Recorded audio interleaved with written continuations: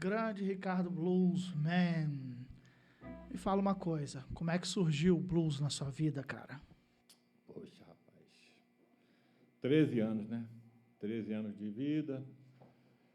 Meu irmão vai e compra lá o disco do Santana Abraxas, e ali eu tive o meu primeiro contato, a minha primeira audição da guitarra, né? E ali eu procurei esse caminho da guitarra, comecei a gostar do som da guitarra. E eu acompanhava lá o Santana, ele veio muitas vezes no Brasil, eu não podia ir, eu era muito novo, mas eu já comecei a gostar da guitarra, né? E logo depois eu fui apresentado por alguns amigos à banda Creedence Clearwater Revival. Ali eu conheci já uma coisa mais próxima do blues, né? Que era o Creedence, que era meio country também, meio blues. E aí eu gostei demais do Creedence. Você lembra alguma coisa do Creedence, cara? Rapaz... No dedo, assim? Não, né? Não vou tem muito agora. tempo. É, tem muito tempo. É que eu adoro, mas vamos lá.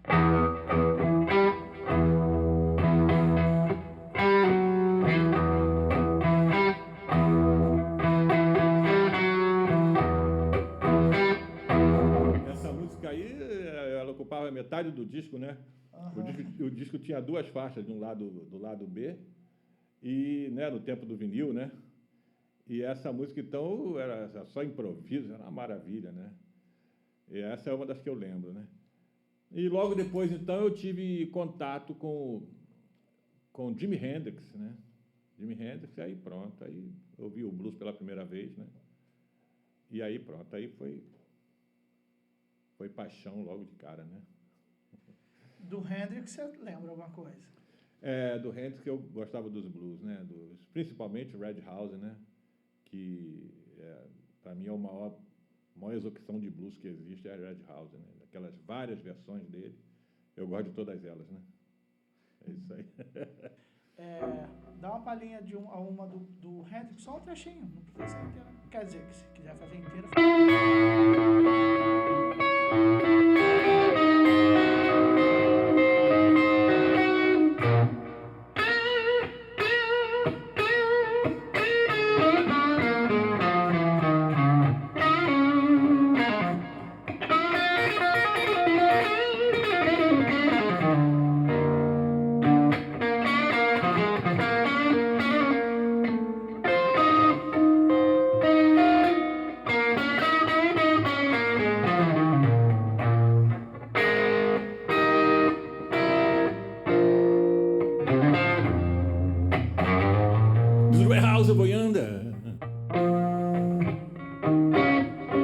That's where my baby stay.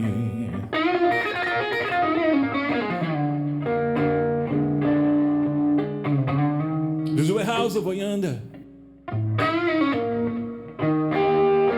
That's where my baby stay.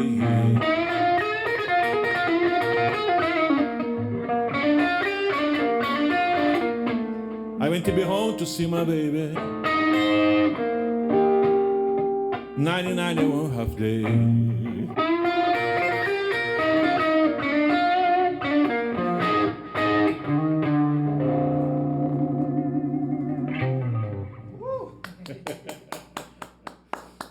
bom, muito bom.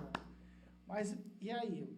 A guitarra, né, surge para você junto com a música ou você já era um guitarrista antes do blues? Da música não, do blues, né? Ou não? Ou você... Não, aí eu ouvi essa música já para todos naquela época, isso eram verdadeiros mistérios, a gente não sabia nem como é que começava a tocar uma música dessa, né? Eram músicas que para a gente eram feitas pelos deuses, a gente não imaginava como era isso daí. E aí foi quando meu pai, né, quis que eu tocasse violão. Parece já uma coisa tremenda, né? Porque meu pai vai e fala assim, por que você não aprende a tocar violão? Mas ele queria que eu tocasse Silvio Caldas, aquela música da Seresta. E aí, na primeira semana, na aula do violão, eu já saí, já comecei a conviver com os amigos e comecei a ouvir músicas que eu perdi o contato com o blues, né? Perdi o contato. Aí continuava aquele mistério de não saber nem como é que começava a tocar uma música dessa. A gente não tinha aula, não tinha nada, não tinha escola de nada disso aqui. Isso é mais ou menos... 1976. 76, Rio de Janeiro, né? Rio de Janeiro, é. Aí foi quando um amigo me chamou para tocar num festival. Naquele tempo tinha muitos festivais, né? Então, fui tocar num festival num clube na ilha, chamado Jequié, e lá eu conheci o Sérgio Bap, o famoso Sérgio Bap, hoje bem conhecido. E então, ali eu comecei a ouvir na casa dele muitos discos do som da época, que era, né, o som underground daquela época. E aí foi quando eu comecei a conhecer todo mundo de uma só vez, né? E aí a gente começou a dar os nossos primeiros toques, não tinha aula, não tinha nada, não tinha vídeo para ver nada, a gente, de ouvido, começou a tirar, conheci a pentatônica, né? Tive meu primeiro contato com a pentatônica, e a gente ia catando milho, né? E fomos aprendendo só por gosto mesmo, né? Eu nunca tive uma aula de blues na vida, né? Nunca tive. Eu acho que os grandes bluseiros não tiveram, né? Os grandes bluseiros não tiveram. O B.B. King mesmo, eu vi uma entrevista dele, ele não sabe nem direito onde era o sol, onde era a nota sol. Ele chamava os músicos para tocar com eles, todos muito bem estudados, né? Liam partitura, liam tudo, mas ele mesmo não era só no feeling, era só na emoção, né? E vem cá, o Sérgio Bap, então, tá lá contigo desde o início, né? O Sérgio Bap ficou famoso no Rio durante muito tempo, tocando... Sim. Na Rua da Carioca, né? Sim, ele é genial, né, cara? Ele é genial. Mas ele é um blues assim mais psicodélico, né? Eu queria o blues raiz, eu queria o blues do Negão lá, do Muddy Waters, do Freddie King, do Albert King. Eu queria o blues como é mesmo. E a gente levava anos para aprender um pequeno clichêzinho, uma pequena coisa, a gente não tinha acesso a nada, né? Então, levava muitos anos para aprender alguma coisa, né? E nesse caso, também, nessa década de 70, a gente tinha um problema... A gente não, né? Vocês tinham um problema do instrumento também, né? Rapaz, agora você falou a coisa mais certa. Eu tocava blues, guitarra no violão, né? Eu tocava violão sonhando que eu estava com uma guitarra. Eu não tinha dinheiro para comprar guitarra, né? 17 anos, 16 anos, eu não tinha condição para isso. E aí eu fui comprar meu instrumento depois de muitos anos, né? Que eu fui tocar guitarra, né? Na guitarra mesmo, né? Mas não tinha problema, a gente era feliz do mesmo jeito, né? A gente vivia sonhando, né? A gente vivia sonhando. Maravilha. Vamos fazer mais um som? Vamos fazer um som aqui.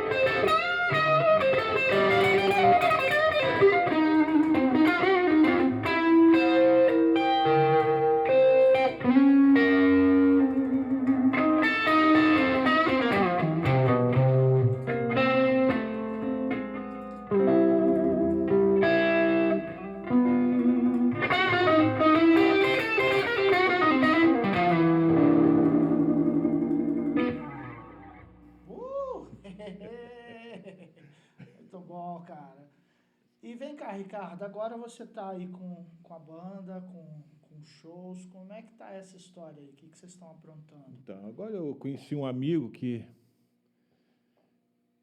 resolveu acreditar em mim, né? Porque a gente... Eu sempre toquei no meu quarto, né? Eu era aquele músico de quarto, né? Eu vivi minha vida toda trabalhando com outras coisas, né? E ficava lá no amadorismo, lá no quarto, né? Então, agora eu conheci um amigo chamado Átila, que resolveu, então, que eu tenho que me apresentar para as pessoas, né? Então, agora nós estamos com uma banda muito bem, né? O pessoal de alto gabarito, e nós vamos começar, então, um trabalho de apresentação, de participação, vamos tocar nos festivais de blues, vamos tocar por aí tudo, e vamos ver, né, como vai ficar. Maravilha, cara. A gente, só para falar aqui com a câmera, aqui eu faço um pouco de tudo, né? Eu mexo no som, mexo na luz, mexo na... O Ricardo está tocando, eu fico andando de um lado para o outro aqui, igual doido.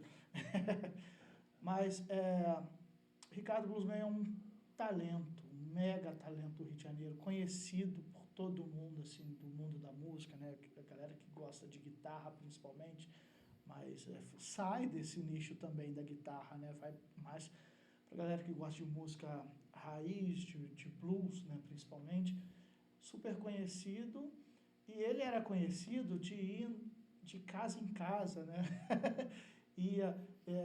Enfim, eu conheci ele porque ele foi na minha casa, né, tocar quase de blues, amigos em comuns e tal, e aí chegou, quando pegou a guitarra, começou a tocar, cara, que é isso, velho? De onde saiu esse cara? Isso tem quantos anos, cara? Eita, eu vim... Rapaz, meus filhos eram pequenos, tem 30 anos. Tem 30 anos, é isso aí. Por aí. Meus filhos eram pequenininhos. Porque... enfim, 30 anos. E aí foi essa história, eu fiquei enlouquecido, eu e todo mundo, né? E a gente, cada um foi fazer suas coisas e tal, o Ricardo mudou de Paracambi, né? E aí a gente não perdeu exatamente o contato, mas eu, esse tempo todo pensando, cara, e o Ricardo, né? Cheguei a produzir um disco seu, não foi? Você mesmo. Tem esse disco ainda ou não tem? Não tenho, mas o pessoal que gostou, que comprou o meu CD, ainda tem, se eu quiser eu recupero, né? Ia ser legal, que eu perdi. CD... Eu tenho CDs lá, mas eles não tocam, né? Porque o CD não conserva o material, né? Eu tenho lá em casa. Não tem nem onde tocá-los, entendeu? Não tem nem leitor de CD no meu computador, não tem nem como salvar esse material. Entendeu? Tem que passar eles para algum tipo de áudio aí para... se tiver o CD a gente dá um jeito. Se tiver bom, né, o CD, Sim. A gente dá um jeito. Mas enfim, aí era isso. O Ricardo ia de casa em casa, tocando. E aí foi fazendo fãs. Finalmente, a época que eu mais toquei mesmo, né, foi quando a minha esposa cismou que eu tinha que vender meu CD na praça, né? Eu tinha que apresentar meu trabalho. Então, eu trabalhei uns 3 anos na Praça 15. Eu tocava guitarra, tem vídeos no YouTube que mostram esse momento da vida. E eu encontrei relativo sucesso, né? O pessoal, os turistas estrangeiros gostavam muito, o pessoal comprava meu CD. Mas tinha um problema com a prefeitura, né? Que existe um estatuto, né, de posturas, e a gente não pode trabalhar na rua com caixa de som. E também, logo depois, o CD começou já a não ter tanto interesse, as pessoas já não tinham mais tanta vontade assim, né, de comprar CD, então eu tive que sair da rua. E continuei tocando com os amigos, a gente ia na casa de um amigo que tem uma banda, chegava lá, a gente fazia um som, e como você falou, né, eu ficava com os amigos na casa deles e tocando, eu nunca abandonei a guitarra, não. Então, é isso aí. Maravilha. Vamos fazer um som sim, cara? Vamos fazer um som, meu amigo.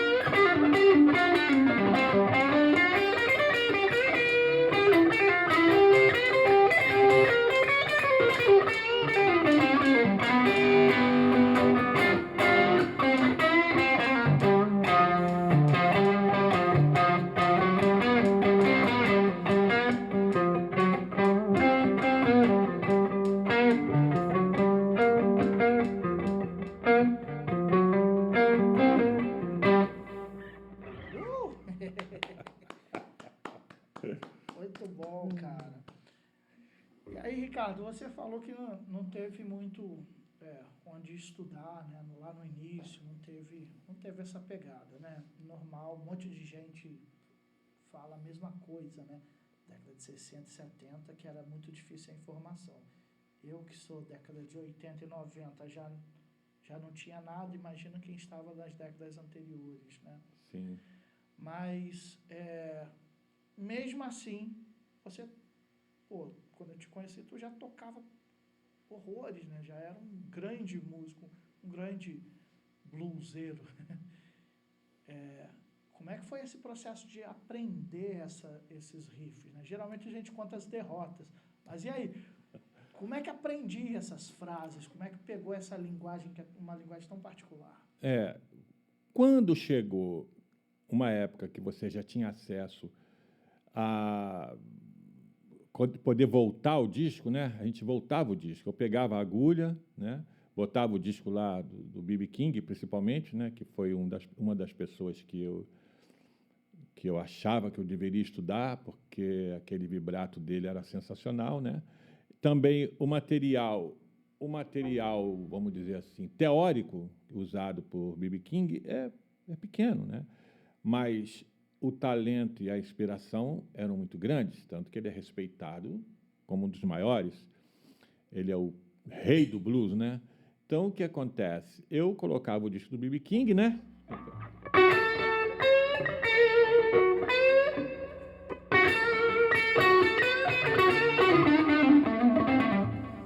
E ele fazia, eu ia atrás dele, mas eu não ficava voltando. Eu tentava fazer, quando ele já estava na próxima frase, no próximo lick, eu ainda estava tentando fazer o outro. Aí havia uma mistura dos dois. Eu voltava o disco para o início e corria atrás de novo dos licks, sem tentar fazer exatamente como ele fazia. Eu sabia que isso eu não podia fazer, que se eu fizesse isso, eu ia virar o borrão de uma caricatura do B.B. King, e isso eu não estava disposto, entendeu? Então, eu sabia que estava saindo muita coisa feia, estava saindo muita coisa mal feito, né, da minha parte, mas eu insistia, né? E eu procurava ver como...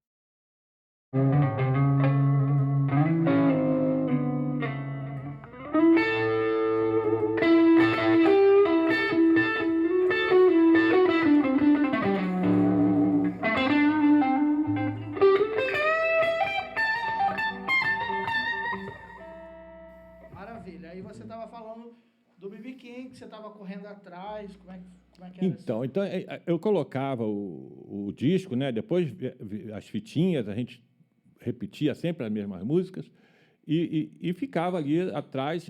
Muitas vezes eu fazia algum lick em algum lugar da guitarra, que eu percebia que não era a região que ele estava fazendo do braço da guitarra, e eu percebia que não ficava bom, não ficava igual, né?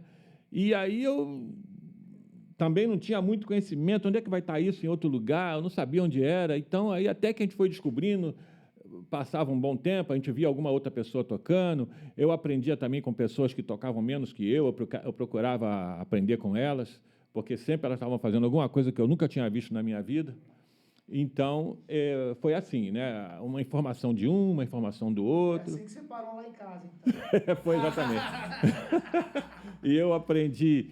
Até quando eu cheguei aqui em Paracambi, né, eu encontrei alguns amigos que cismaram que eu tinha que aprender a harmonia funcional, né?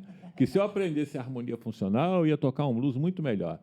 Aí aprendi harmonia funcional com o Átila, aprendi com o Leandro, um outro amigo nosso aqui, com o Eduardo, e eu comecei a entender mais o que estava acontecendo teoricamente com o blues. Mas a questão mesmo da pegada, da palhetada, da maneira de tocar o instrumento, de sentir o instrumento, não adianta, é nato, é da pessoa mesmo, e a teoria e a coisa não vai contribuir com isso daí, né? Não resolve, mas foi muito útil, foi muito bom, né? E acrescentou bastante coisa, né? E você, nesse meio tempo, você começou a compor também, né? Você fez algumas coisas. Eu lembro que você tinha uma música linda que você tocava lá em casa e tal. Não vou pedir para você tocar, não. Mas assim, você tinha algumas coisas bonitas. Eu tenho algumas coisas aqui, agora não vou lembrar de nada, mas tem algumas coisas de blues que nós vamos fazer aí com a nossa banda, nós vamos tocar, vai ficar muito bom. Porque a gente não pode, né? Se os caras, se a gente toca a música deles, é porque eles fizeram as músicas deles, né? Porque se eles ficassem tocando a música do outro, a gente ia tocar a música do outro, né? Mas a gente toca deles, porque eles fizeram, né? Então nós temos que fazer a nossa também, né? Eu acho que tem grandes músicos no Brasil, que não tem diferença nenhuma lá para fora.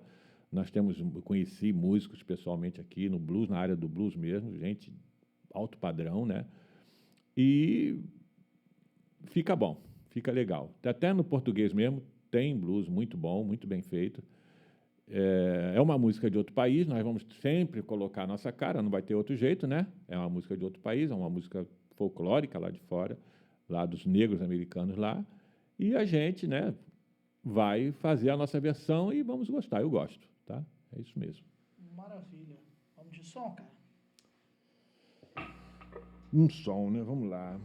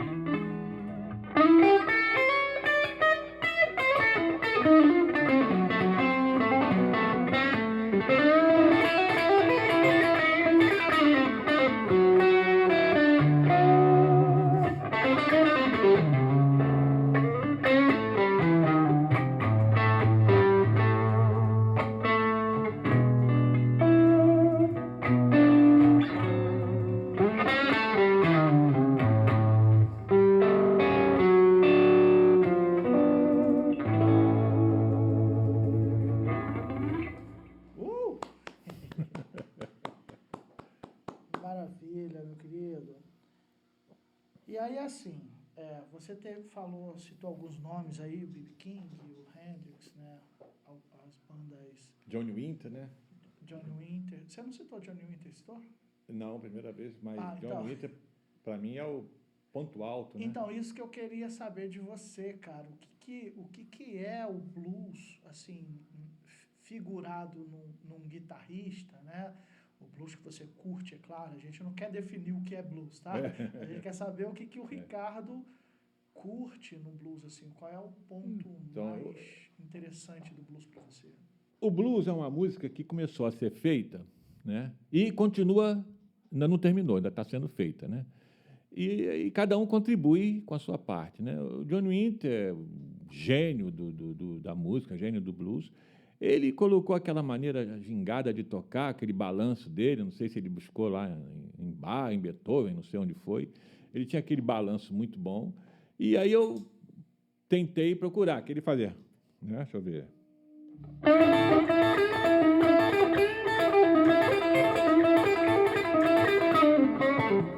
E isso é o que eu gostava, do Johnny Winter, e fui ali. Já com o B.B. King, a gente buscava o vibrato.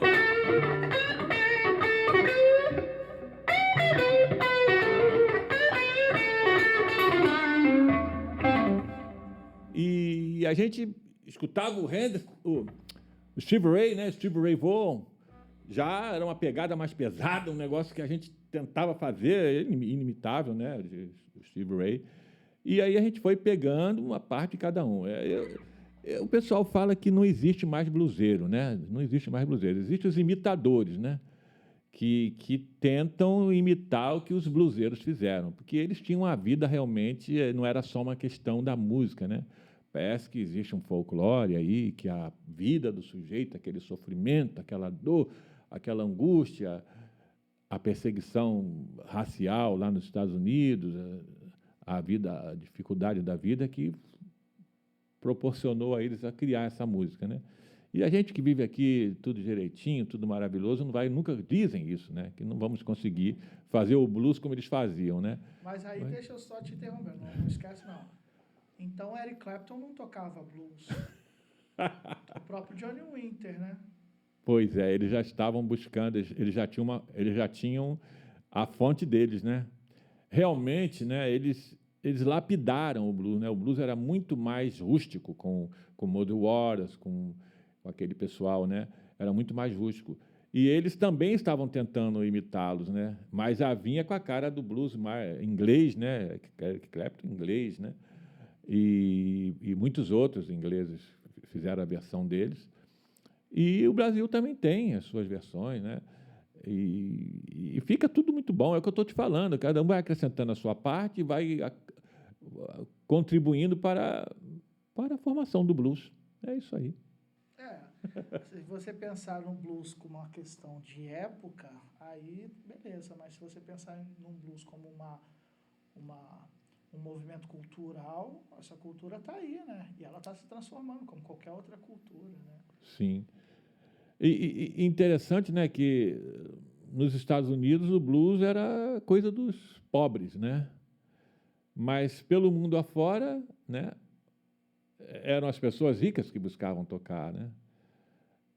Porque no Brasil mesmo, o pessoal que toca blues aqui é tudo pessoal que tem dinheiro para comprar aquelas Gibsons caríssimas, aquelas guitarras, né, fenomenais.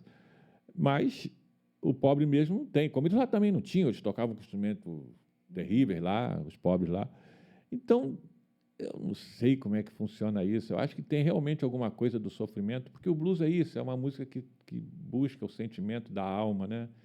O próprio blues já diz isso, né? O blues é um sentimento de dor, né? De lamento. Então, a guitarra tem que chorar, a guitarra tem que sofrer também, né? Eles sentiam a dor da perda da esposa, ou da namorada lá, da amada, eles iam chorar nos bends da guitarra, né? Então, acho que tem mesmo alguma coisa com isso, e se você mais ou menos fizer, você conseguir chegar nessa linguagem aí, você vai fazer um blues mesmo, né? Muito bom. Vamos outro som, cara? Tem mais música para nós aí? Bom.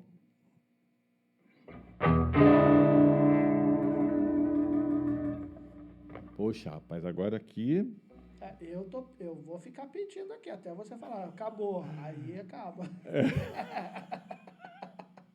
Você acha que eu não vou aproveitar esse momento? Quer dizer, rapaz, a gente...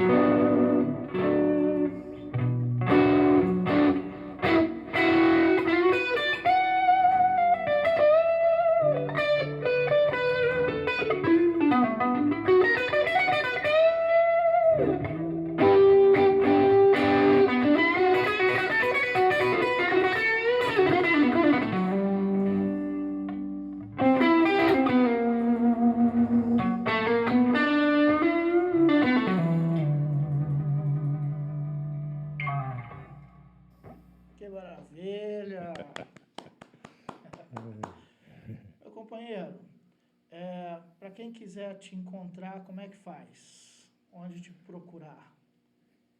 Rede social? Como é que você está lá nas redes? Você não é muito ligado à internet, Não sou, né, cara? Não sou muito ligado. Mas lá no YouTube, procurar meus vídeos lá, Ricardo Blues Raiz, e manda mensagem lá que eu vou...